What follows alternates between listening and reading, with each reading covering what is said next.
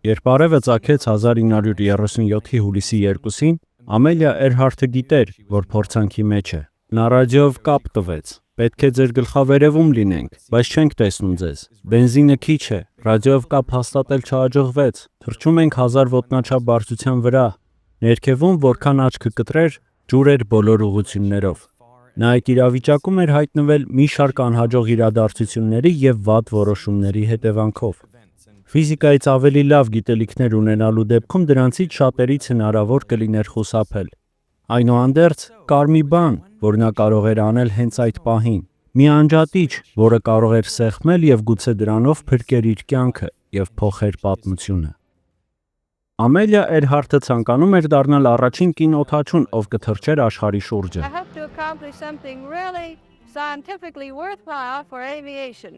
Նա ոչ մի կարճ ուղի չէր ընտրում։ Մյուս հաջող շրջագայությունները անցել էին հյուսիսով, հիմնականում մոտ մնալով ցամաքին։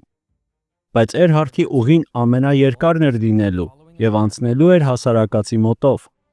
Դա նշանակում էր, որ ճանապարհորդության վերջին մասը ամենադժվարն էր։ Նա պետք է հատեր Խաղաղ օվկիանոսը ամբողջ լայնությամբ։ Մեկնակետը Նոր Գվինեայի արևելյան մասում գտնվող Լաե քաղաքն էր։ Այն ժամանակ Լաեն աշխարհի ամենաակտիվ օդանավակայաններից մեկն էր, Ասիայի և Ավստրալիայի հետ երթևեկության կենտրոնը։ Հուլիսյան մի շոգ օր, առավոտյան 10-ին, Էրհարթը իր Lockheed Electra ինքնաթիռը պոկեց թռիչքուղուց և սկսեց իր վերջին թռիչքը։ Խաղաղ օվկիանոսը հսկայական է։ Այն շատ ավելի մեծ է, քան Ատլանտյանը։ Եթե մոլորակին այդ կողմից նայենք, գրեթե ոչ մի ցամաք չենք տեսնի։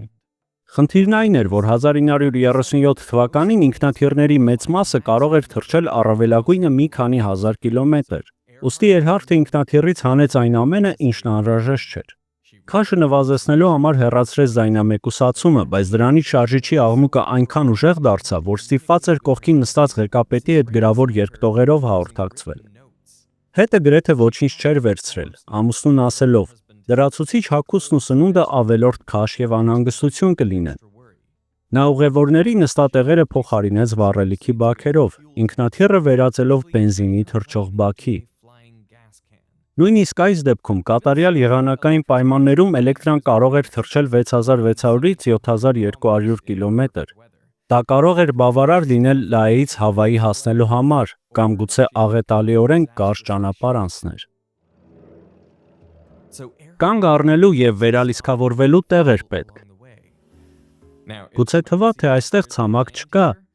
բայց եթե մոտեցնենք, Ավստրալիայի և Հավայի միջև կնկատենք այս փոքրիկ կղզին։ Հաուլենդի կղզին ընդամենը 2 կիլոմետր երկարություն և 1 կիլոմետրից պակաս լայնություն ունի։ ԱՄՆ-ն այն սեփականություն էր հռչակել 1856 թվականի Գուանոյի կղզիների ակտով, բայց 1937-ին այն ընդամենը մի քանի գաղութարարներով էր բնակեցված։ Կղզին կատարյալ վայր կլիներ վերալիցքավորման համար, եթե միայն թռիչքուղի ունենար։ Ի երջանկություն Էրհարթի, շուրջերկրյա թռիչքի ժամանակ նա արդեն հայտնի էր։ 1928 թվականին նա դարձել էր առաջին կին ուղևորը, ով ինքնաթիռով հատել էր Ատլանտյան օվկիանոսը։ Սա նրան միջազգային աստղ դարձրեց։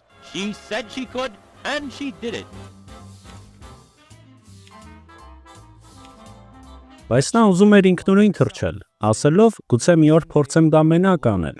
Այսպիսով, 1932 թվականին նա փորձեց ինքնաթիռով միայնակ հատել Ատլանտյան օվկիանոսը, ուղևորվելով Փարիզ։ Նա իր հետ վերցրեց միայն ատամի խոզանակ, 1 տարաապուր և 3 տարա լոլիկի հյութ։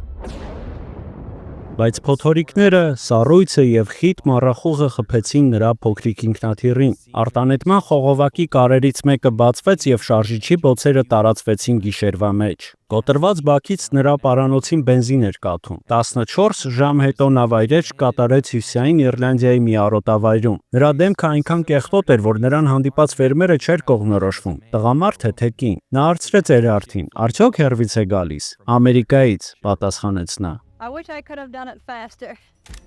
Այս արկածները նրան մոտեցրին հզոր մարդկանց, ինչպիսին էր առաջին տիկին Էլեոնոր Ռուզվելտը։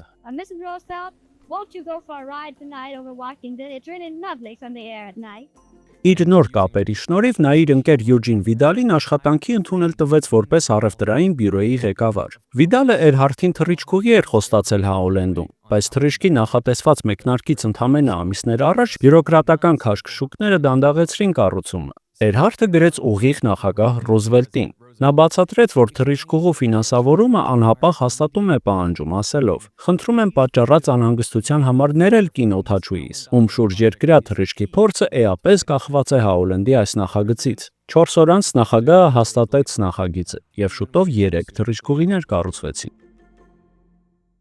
Այժմ վայրեջքի տեղը կար, բայց ինչպես էր անծայրածիր օվկիանոսում գտնելու այդ փոքրիկ կղզին։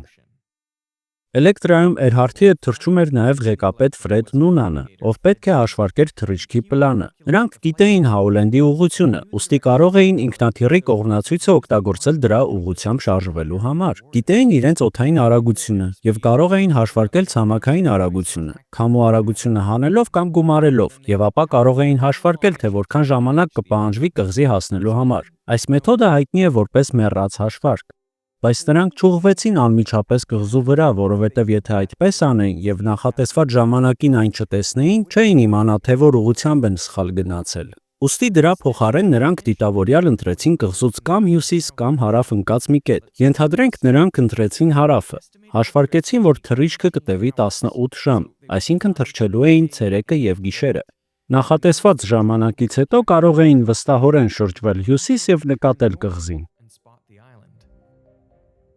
Թռիչքից առաջ ցամաքային անձնակազմը գնահատել էր, որ հանդիպելու են 24 կմ/ժ հանդիպակաց քամու, բայց թռիչքից ընդամենը 20 րոպե անց լայից ռադիոյով հաղորդեցին, որ քամին ավելի ուժեղ է լինելու։ Էրհարթը չընդունեց հաղորդագրությունը։ Քամու ճշգրիտ արագությունը իմանալը վճռորոշ էր, քանի որ դրանից էր կախված կղզուն հասնելու ժամանակը։ Եթե ավելի երկար տևեր, Էրհարթը ստիպված կլիներ ավելի ուշ շրջադարձ անել։ Այսպիսով, Հաուլենդ հասնելու համար միայն մեռած հաշվարկին ապավինել չէր կարելի։ Իրենց դիրքի անկախ ստուգման համար Նունանը չափում էր Արեգակի, Լուսնի եւ աստղերի դիրքերը։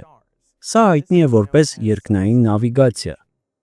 Նրա օրացույց տեղեկագրի մեջ նշված էին 58 նավիգացիոն աստղեր եւ այն կետերը երկրի վրա, որտեղ դրանցից յուրաքանչյուրը տվյալ օրն ու ժամին ուղիղ գլխավերևում կլիներ։ Եթե հայտնվեին ուղիղ նավիգացիոն աստղի տակ, ապա անմիջապես կիմանային իրենց դիրքը։ Բայց դժվար թե նրանց բախտը այդքան բերեր։ Ուստի Նունանը չափում էր նավիգացիոն աստղի ուղղության, հորիզոնի հետ կազմած անկյունը եւ օգտագործում դա բարձելու համար, թե որքան հեռու են այն կետից, որտեղ այդ աստղը ուղիղ վերևում կլիներ։ Այսպիսով, նա կարող էր երկրագնդի վրա հնարավոր դիրքերի շրջանագիծ գծել, իսկ հետո չափել անկյունը մեկ այլ նավիգացիոն աստղի նկատմամբ եւ գծել երկրորդ շրջանը։ Նրանք պետք է լինեին այդ երկու շրջանագծերի հատման կետերից մեկում։ Սովորաբար շրջանագծերը այնքան մեծ էին, որ ընդամենը մեկ հավանական հատման կետ կարող էր լինել։ Այս կերպ կարող էին թարմացնել իրենց տեղադիրքը եւ ըստ անհրաժեշտության փոխել ուղղությունը, բայց նույնիսկ երկնային նավիգացիայով երկար ճանապարհորդությունների ժամանակ կարող են սխալներ կուտակվել։ Ավելի վաղ ճանապարհորդության ընթացքում, երբ Էրհարթը հատում էր Ատլանտյան օվկիանոսը, նրանք մառախուղի պատճառով բաց էին թողել նախատեսված օդանավակայանը։ Նունանի հաշվարկները հիմնավոր էին, բայց փոքր սխալները իրենց շեղել էին ուղեգծից։ Բարեբախտաբար, Աֆրիկայում ապահով վայրեջքի բազմաթիվ այլ վայրեր կային։ Նույնը չէր կարելի ասել Հաուլենդի համար։ Խաղաղ օվկիանոսով թռիչքի համար Էրհարթին օգնում էին ԱՄՆ նավատորմի եւ առափնյա պահպանության 3 նավեր։ Իթասկան դիրքավորված կլիներ Հաուլենդ կղզու մոտ, Օնտարիոն ճանապարհի կեսին, իսկ Սվանը Հաուլենդի եւ Հավայիի միջև։ Իթասկան պետք է ծուխ արձակեր, երբ Էրհարթը մոտենար, որպեսզի օգներ նրան նկատելու կղզին։ Առավել կարևոր էր այն, որ բոլոր նավերը զինված էին ռադիոկապով։ Այդ ժամանակ ռադիոն դեռևս բավականին նոր տեխնոլոգիա էր։ Գերմանացի ֆիզիկոս Հենրիխ Հերցը 1880-ականների վերջում հայտնաբերեց ռադիոալիքները։ Նա գրգռեց էլեկտրոնները, որպեսզի դրանք սկսեն տատանվել հաղորդչի մեջ, եւ մի քանի մետր հեռավորության վրա դրեց ընդունիչը, փոքր անցքով մետաղալարի ծողակ։ Մթության մեջ մանրադիտակով նայելով ընդունիչին, Հերցը անցքի միջով անցնող թույլ կայծեր տեսավ։ Կայծերը առավել ուժեղ էին, երբ ընդունիչ օղակը հորիզոնական էր։ Եթե այն ուղղահայաց էր, ապա կայծեր չէին դիտվում։ Սա ցույց տվեց, որ ռադիոալիքները լայնական ալիքներ են, որոնցում էլեկտրական եւ մագնիսական դաշտերը տատանվում են փոխուղղաայաց եւ ալիքի տարածման ուղղությանը ուղղաայաց ուղղությամբ։ Երբ ընդունիչ օղակը դրվում էր ալիքի շարժման ուղղության երկայնքով, օղակի մեջ թափանցող փոփոխական մագնիսական դաշտը առաջացնում էր էլեկտրաշարժ ուժ, որը ստեղծում էր կայծը։ Բայց եթե օղակը ուղղված էր ալիքին ուղղաայաց, ապա մագնիսական հոսքի փոփոխություն չէր լինում եւ կայծ չէր դիտվում։ Հերցը չէր տեսնում իր բացած ապագան։ Նա ասում էր. «Չեմ կարծում, որ իմ հայտնաբերած անլար ալիքները որևէ գործնական կիրառություն կունենան»։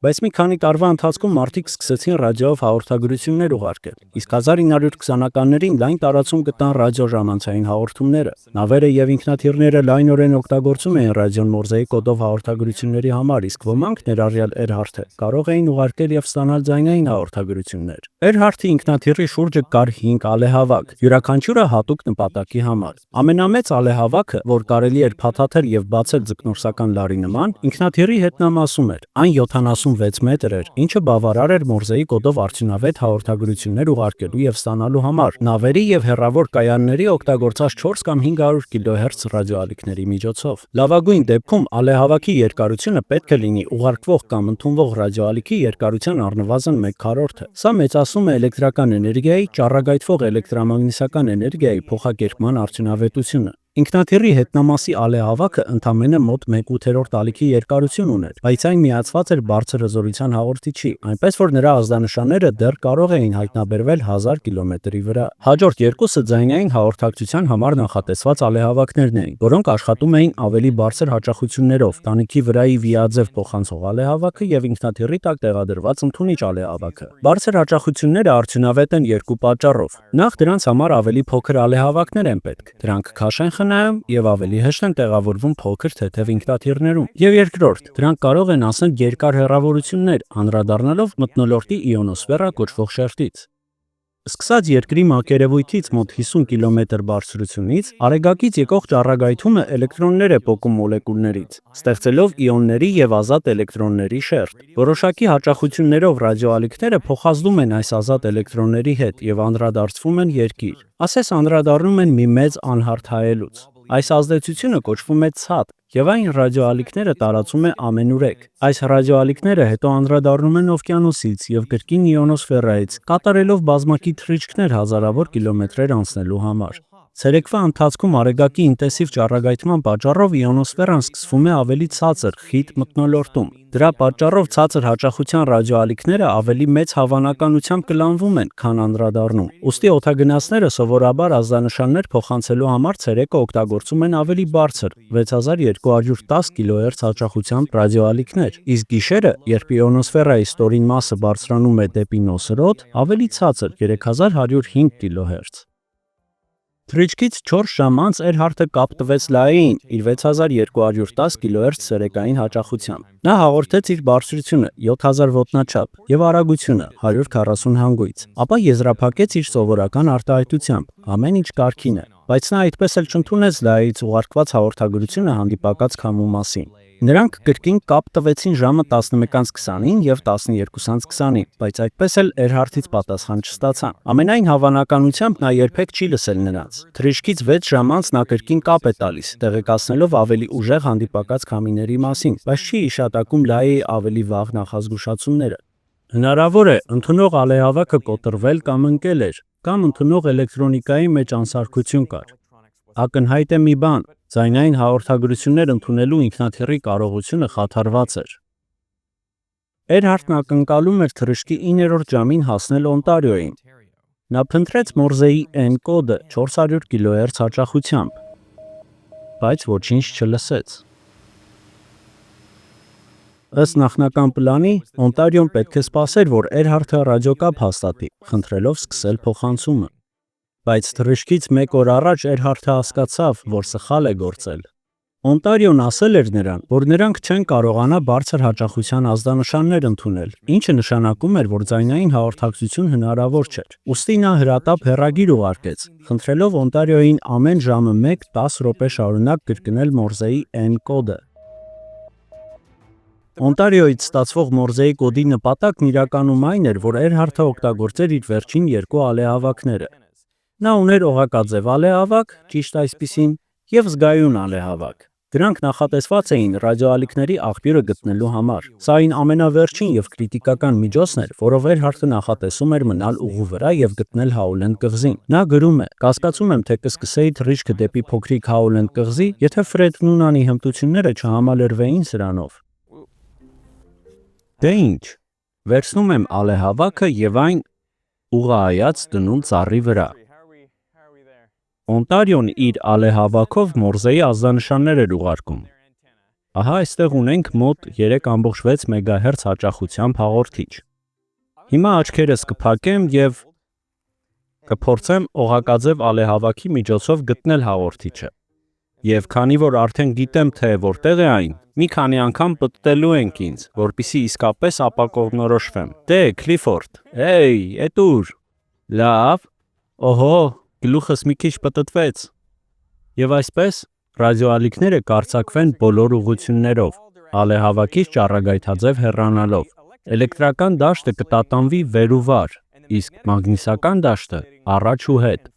Ուրեմն, եթե ես այս օղակը պահեմ այնպես, որ այն զուգահեռ լինի ալիքների տարածման ուղղությանը, ապա օղակի մեջ թափանցող մագնիսական դաշտը կփոխվի։ Դրա արդյունքում կստեղծվի էլեկտրաշարժ ուժ եւ հոսանք, եւ ես կկարողանամ դա ընդունել, քանի որ ճիշտ հաճախության վրա եմ։ Ահա, բավականին ուժեղ ազդանշան ստացա, շատ ուժեղ է։ Եթե օղակը պտտեմ այսպես, ապա մագնիսական դաշտը կտատանվի առաջ ու հետ, բայց չի փոխվի օղակի միջով, քանի որ օղակին զուգահեռ է, այս դիրքով կունենամ 0 ազդանշան։ Եթե այսպես պտտեմ, էլի 0, բայց եթե պտտենք 90 աստիճանով, ապա ամբողջ մագնիսական դաշտը այժմ անցնում է օղակի միջով, առավելագույն ազդանշան ունեմ։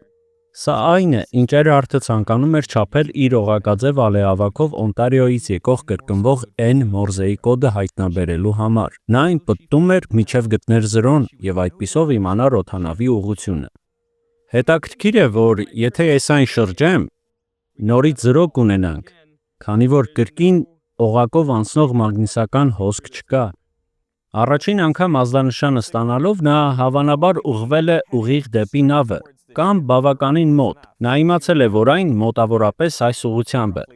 բայց կա հավանականություն, որ Էրհարդն անցել է նավի կողքով։ Նավից առաջ անցնելու դեպքում նույնպես ստանում եք 0, բայց այս դեպքում նավը ոչ թե առջևում է, այլ հետևում։ Այստեղ գործի անցնում զգայուն ալեհավաքը։ Զգայուն ալեհավաքը ունի կարդիոիդ ընդունման ձև, այսինքն 1-0, երկուսի փոխարեն, եւ դա թույլ է տալիս որոշել, արդյոք նավը ձեր առջևում է, թե հետևում։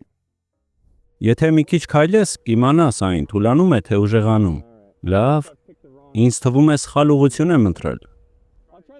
Փորձեմ զգայուն ալեհավաքի միջոցով պարզել դա։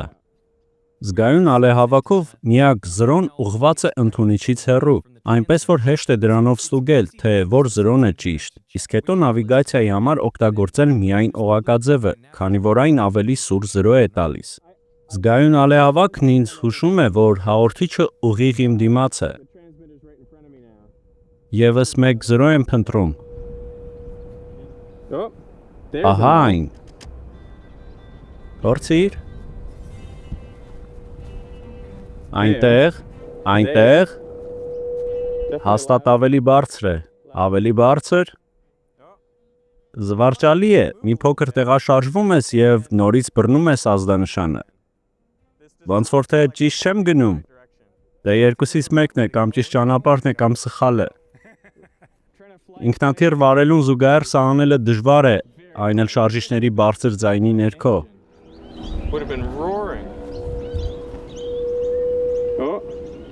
Կարծես թե ձայնը ուժեղանում է։ Այնտեղ շատ բարձր է։ Իսկ այստեղ ձայնը ընկնում է, այսինքն 0 է։ Իսկ ես վստահ եմ, որ ճիշտ եմ գնում։ Ակնհայտ 0 է, հենց այստեղ։ Բարձր, պետք է որ մոտ լինեմ։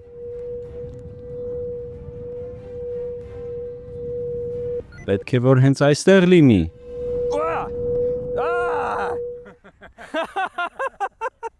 Զարմանալիորեն լավ աշխատեց։ Չէի պատկերացնում, որ այսքան մոտ էի։ Տպավորիչ է, միանգամից, ընտիրություն։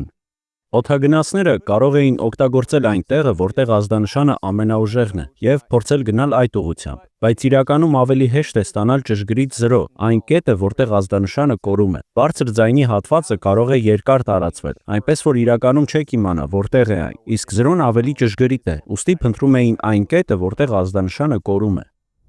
Եթե Էրհարթը իր ռադիոուղղության հայտնաբերման օղակն ուղղեր դեպի Օնտարիոն, դա ցույց կտար, որ նա ճիշտ ուղու վրա է եւ կվերացներ նավիգացիոն սխալները, որոնք կարող էին առաջանալ մինչ այդ։ Բայց նրա հեռագիրը, որով Օնտարիոյին խնդրում էր ամեն ժամը 1-10 րոպե կապ տալ, ժամանակին տեղ չհասավ։ Եվ քանի որ Էրհարթը չէր կարող խոսել Օնտարիոյի հետ, նրանք այդպես էլ որևէ ազդանշան չուղարկեցին։ Այսպիսով նրանք առանց միմյանց նկատելու գիշերն անցան իրար կողքով։ Այդ պահի դրությամբ Էրհարթը դեպի Հաուլենդ ճանապարհի կեսին էր։ 1000 կիլոմետր շարավղով այլ վայրեջքավայրեր չունենալով, նա այժմ ստիպված էր գտնել այդ փոքրիկ կղզին կամ վերադառնալ Լաե, բայց բազմաթիվ ուշացումներն արդեն իսկ խաթարել էին ճանապարհորդությունը։ Իրականում սա աշխարհի շուրջը թռչելու Էրհարթի առաջին փորձը չէր։ Ավելի վաղ, 1937 թվականի մարտին, նա Կալիֆոռնիայից թռել էր Հավայի, շարժվելով արևմուտք արևելքի փոխարեն։ Ինքնաթիռում էին Ֆրեդ Նունանը եւ անձնակազմի մեկ այլ անդամ՝ Հարի Մենինգը։ Որպես առևտրական ծովային նավի կապիտան, վերջինս ռադիոյի, Մորզեի կոդի եւ ավանդական նավիգացիայի փորձագետ էր։ Նա նաեւ օդաչու էր։ Թռիչքը դեպի Հավայի հաջողվեց մասամբ նաեւ նրա շնորհիվ, որ Մենինգը օգտագործեց օղակաձև ալեհավաքը, նպատակակետ կղզու ռադիոփարոսին մոտենալու համար։ 3 օր անց եռյակը ուղղություն բռնեց դեպի Հաուլենդ կղզի, բայց հենց օդ բարձրանալու պահին ինքնաթիռը շեղվեց աջ։ Էրհարթը շտկեց դա, ձախ շարժիչի թափը նվազեցնելով, բայց չափից ավելին էր։ Ինքնաթիռը պտտվեց ձախ եւ աջ թևը իջավ։ Մեկ անիվի վրա գնալուց փլուզվեց նախ աջ վայրեջքի հենակը, ապա ձախը։ Ինքնաթիռը սահեց որովայնի վրա, պտտվելով դեպի այն կողմ, որտեղից եկել էր։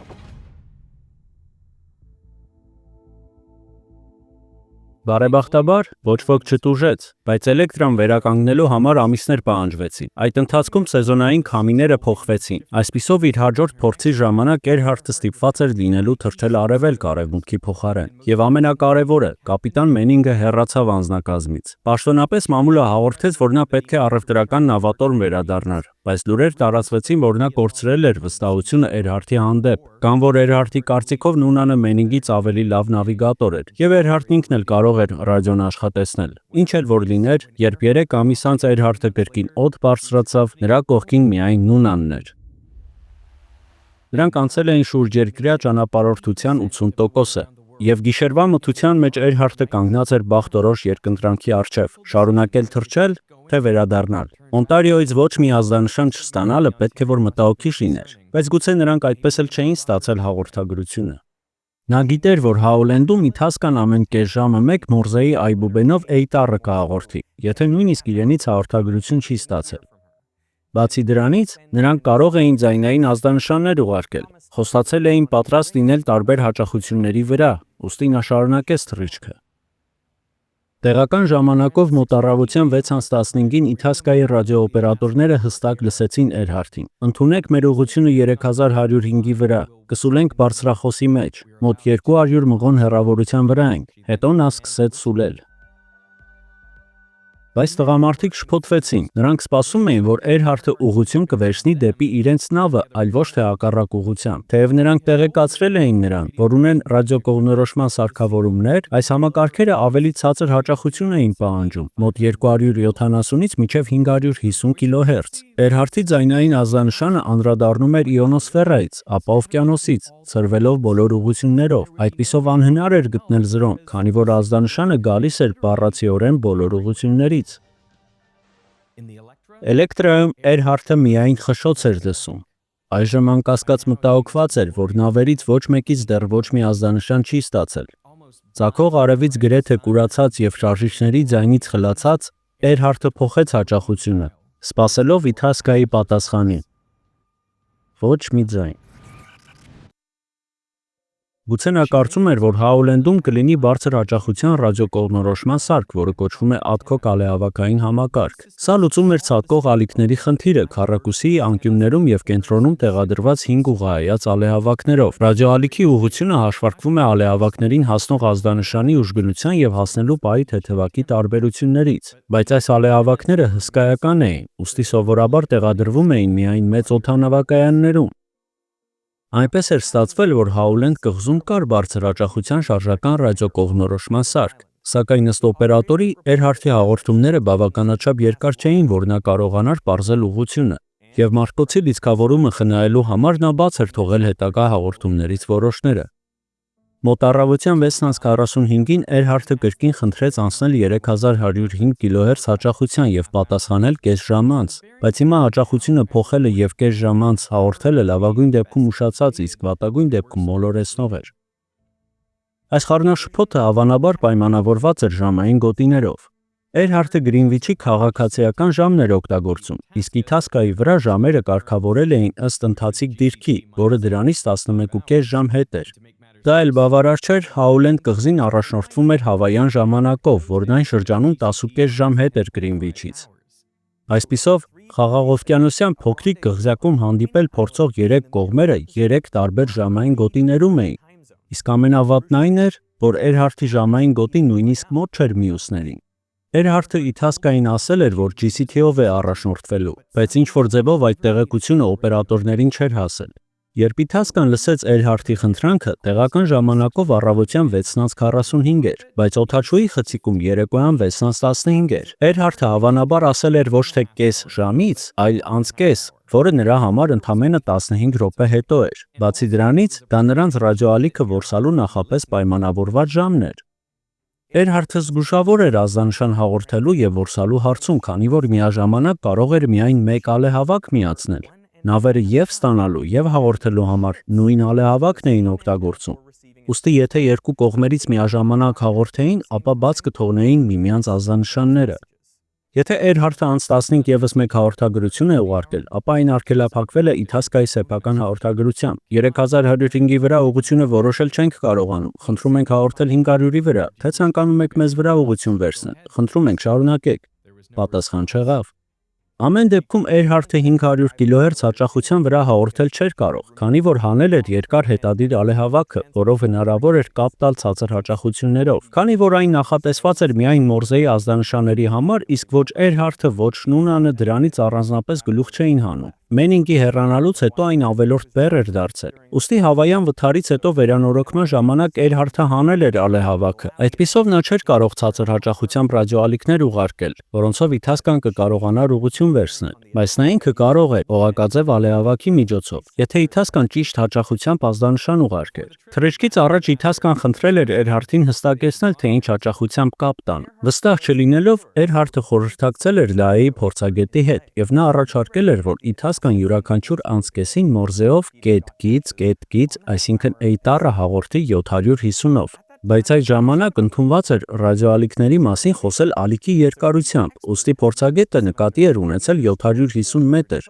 այսինքն 400 կհz։ Այս ծրագիրը Իթասկային հաղորդելիս Էրհարթը սարսափելի սխալ էր թույլ տվել։ 750 մետր կամ 400 կհz ասելու փոխարեն նա խնդրել էր ազդանշանը ուղարկել 7500 կհz հաճախությամբ, սակայն նա նաև հստակ ասել էր. եթե նշված հաճախությունները հարմար չեն, տեղեկացրեք ինձ,